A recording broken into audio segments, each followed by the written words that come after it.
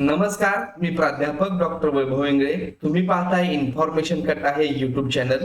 मुख्यमंत्री माझी बहीण लाडकी योजना महाराष्ट्रामध्ये सुरू झालेली आहे आणि या योजनेला मान्यता देणारा म्हणजेच योजना सुरू करण्यासाठी GR देखील गव्हर्नमेंट रेग्युलेशन आलेला आहे.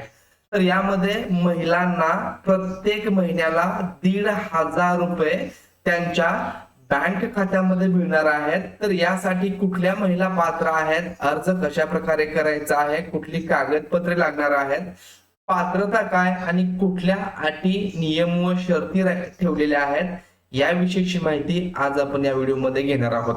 मित्रांनो, व्हिडिओ सुरू करण्यापूर्वी तुम्ही जर चॅनलला नवीन असाल तर चॅनलला सबस्क्राईब करून घ्या.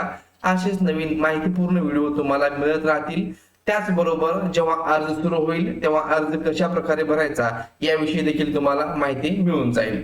तर या ठिकाणी तुम्ही पाहू शकता, हा GR आलेला आहे. 28 जून 2024 चा GR आहे. महाराष्ट्र राज्यात मुख्यमंत्री माझी लाडकी बहीण योजना सुरू करण्यास मान्यता देण्याबाबत. तर इथं आपण ही थोडीशी प्रस्तावना जर पाहिली तर इथं शासन निर्णय काय आहे. राज्यातील महिलांच्या आर्थिक स्वातंत्र्यासाठी त्यांच्या आरोग्य आणि पोषणामध्ये सुधारणा करणे आणि कुटुंबातील त्यांची निर्णायक भूमिका मजबूत करण्यासाठी महाराष्ट्र राज्याची मुख्यमंत्री माझी लाडकी बहीण योजना सुरू करण्यास मान्यता देण्यात येत आहे. म्हणजे यापूर्वी हे फक्त घोषणा केली होती, परंतु आता इथे या योजनेला शासकीय मान्यता मिळालेली आहे. आता ही योजना सुरू का केली, उद्देश काय आहे, तर राज्यातील महिला व मुलींना पुरेशा सोयी सुविधा उपलब्ध व्हाव्यात, त्यांना रोजगार निर्मिती व्हावी, रोजगार निर्मितीसाठी चालना मिळावी, तसंच त्यांचं आर्थिक सामाजिक पुनर्वसन करणं. एखादी महिला गरीब असेल, तिची परिस्थिती चांगली नसेल तर तिचं या 1,500 मधून आर्थिक सामाजिक पुनर्वसन व्हावं, ती परत स्वतः सेटल व्हावी चांगल्या प्रकारे. त्याचबरोबर राज्यातील महिला स्वावलंबी आत्मनिर्भर व्हाव्यात, त्या इतरांवर अवलंबून राहू नये. राज्यातील महिलांना व मुलींना सशक्तीकरणात चालना मिळणे आणि महिला आणि त्यांच्यावर अवलंबून असलेल्या मुलांच्या आरोग्य आणि पोषण स्थितीत सुधारणा व्हावी. एखादी परित्यक्त्या असेल किंवा एखादी विधवा महिला असेल आणि त्यांच्यावर अवलंबून असलेली मुलं, त्यांचं आरोग्य आणि पोषण स्थिती सुधारावी, हा या योजनेचा उद्देश इथं दिलेला आहे. आता योजनेचं स्वरूप कसं असेल, पात्रता कालावधी दरम्यान प्रत्येक पात्र महिलेला तिच्या स्वतःच्या आधार लिंक केलेल्या खात्यामध्ये थेट लाभ हस्तांतरण 1,500 रुपये इतकी रक्कम दिली जाईल. म्हणजे यासाठी तुमचं बँकेमध्ये अकाउंट असणं गरजेचं आहे आणि त्या अकाउंटला आधार लिंक असणं गरजेचं आहे.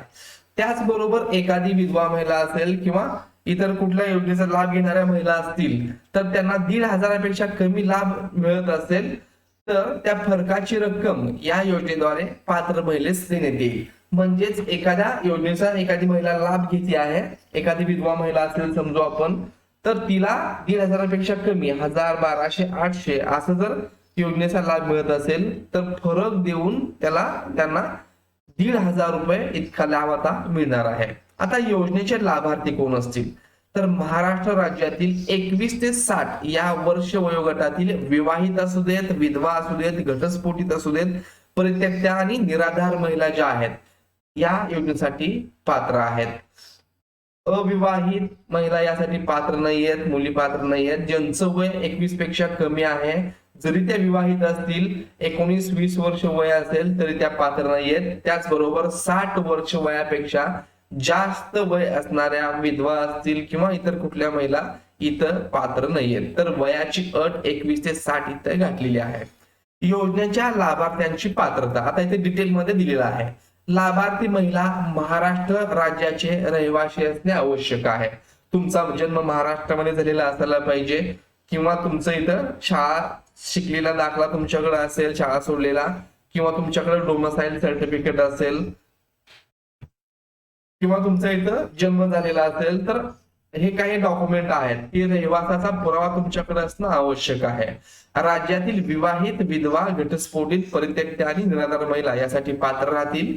किमान वयाची अट जी आहे ती 21 वर्ष पूर्ण असायला पाहिजे आणि जास्तीत जास्त वय हे 60 वर्ष पूर्ण होईपर्यंत. 60 वर्षापेक्षा जास्त असेल तर लाभ मिळणार नाही.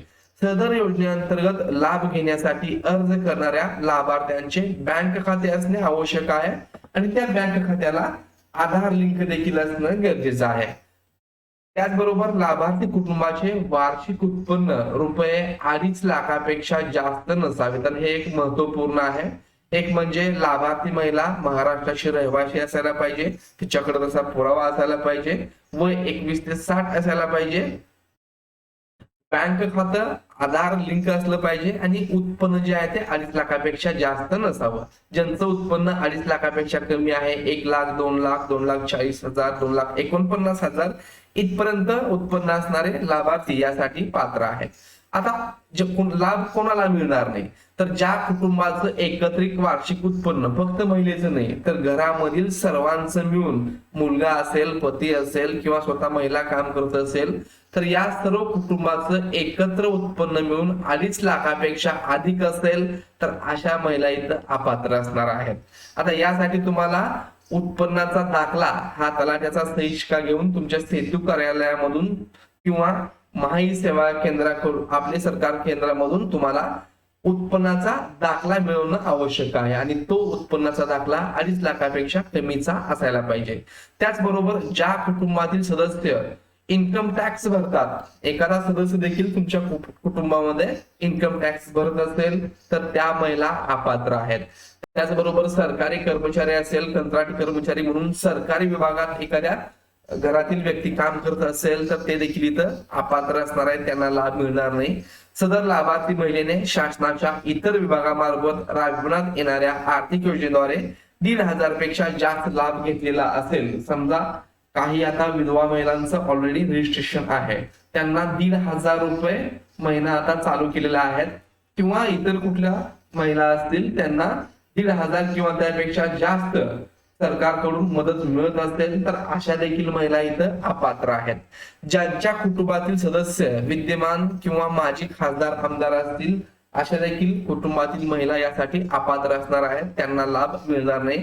त्याचबरोबर एखाद्या कुटुंबातील सदस्य भारत सरकार किंवा राज्य सरकारच्या बोर्ड, कॉर्पोरेट बोर्ड उपक्रमाचे अध्यक्ष असं काही पद घेतलं असेल तर त्यांना देखील मिळणार नाही. आणि सर्वात महत्वाचं, ज्या कुटुंबामध्ये संयुक्तपणे म्हणजेच मुलाच्या नावावर, पतीच्या नावावर किंवा स्वतः महिलेच्या नावावर असं सर्वांची मिळून 5 एकरपेक्षा जास्त शेत जमीन असेल तरी देखील त्या कुटुंबातील महिलांना या योजनेचा लाभ मिळणार नाही. तुम्ही म्हणाल माझ्या नावावर 2 एकर आहे, माझ्या पतीच्या नावावर 5 एकर आहे, तर माझ्या नावावर फक्त 2 एकर आहे तर तसं चालणार नाही. पतीच्या नावावरती 5 एकर किंवा पतीच्या नावावर 3 एकर, तुमच्या नावावर 2 एकर, मुलाच्या नावावर 2 एकर, तर एकूण एकत्रित मिळून 7 एकर शेती झाली. म्हणजेच 5 एकरपेक्षा जास्त असं एकत्रित संयुक्तपणे शेती असेल तर त्या महिलांना याचा लाभ मिळणार नाही. त्याचबरोबर ज्यांच्याकडे 4 चाकी वाहने, ट्रॅक्टर इथं सोडलेला आहे, शेतकऱ्यांकडे ट्रॅक्टर असतो, तर ट्रॅक्टर सोडून इतर कुठलंही 4 व्हीलर वाहन तुमच्या कुटुंबातील कुठल्याही सदस्याच्या नावावर रजिस्ट्रेशन असेल, तुम्ही नोंदणी केलेली असेल किंवा तुमच्याकडे 4 व्हीलर असेल तर त्या महिलांना या ठिकाणी लाभ मिळणार नाही.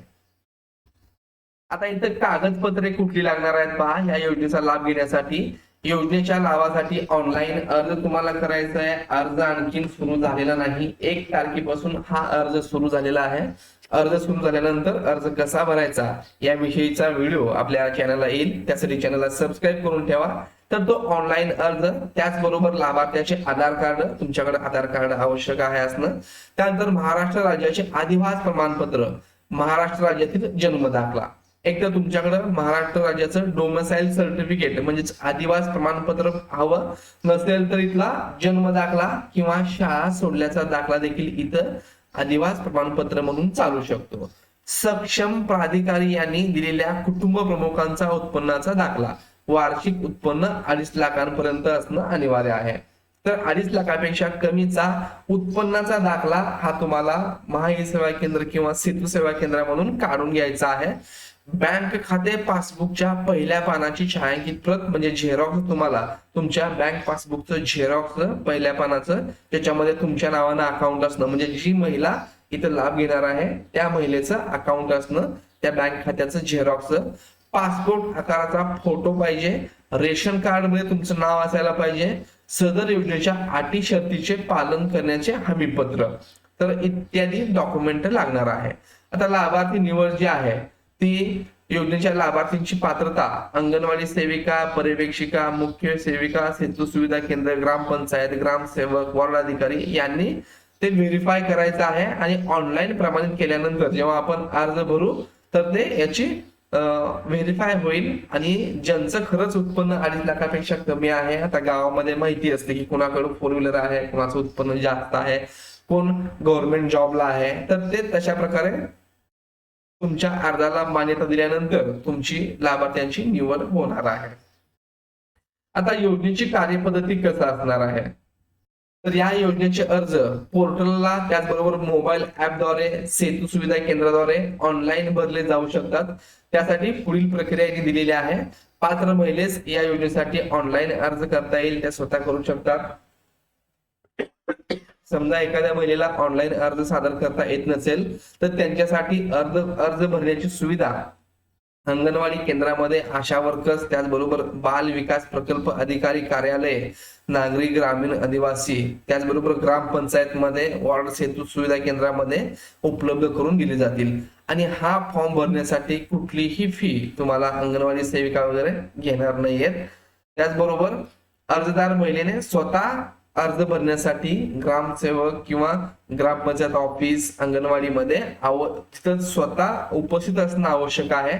कारण त्यांचा थेट फोटो घेता येऊ शकेल आणि ई-केवायसी करता येईल. तुमच्या अंगठ्याचा ठसा वगैरे घेतला जाऊ शकतो आणि लाईव्ह फोटो तुमचा जसा चालूचा फोटो तिथं घेतला जातो. त्यामुळे तुम्ही स्वतः अर्ज भरण्यासाठी जायचं आहे.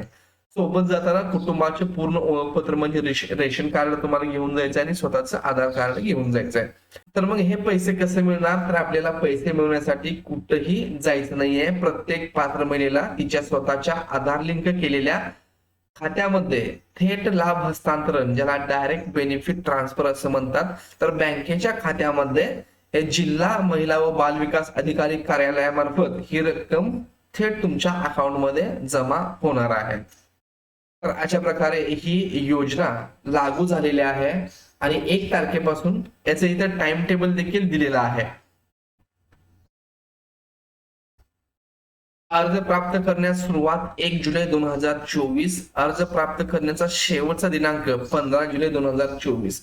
म्हणजे 1 जुलै ते 15 जुलै याच दरम्यान तुम्हाला ऑनलाईन अर्ज भरायचा आहे. तुम्ही जर उशीर केला तर तुम्हाला या योजनेमध्ये सहभागी होता येणार नाही. आणि अंतिम यादी प्रकाशन जे आहे ते 1 ऑगस्ट 2024. लाभार्थी बँकमध्ये ई-केवायसी करणे 10 ऑगस्ट 2024. एखाद्याचं बँक खाता असू शकतं परंतु त्या बँक खात्याला आधार लिंक नसेल तर ते आधार लिंक करून घेण्यासाठी 10 ऑगस्ट 2024 पर्यंत कालावधी दिलेला आहे.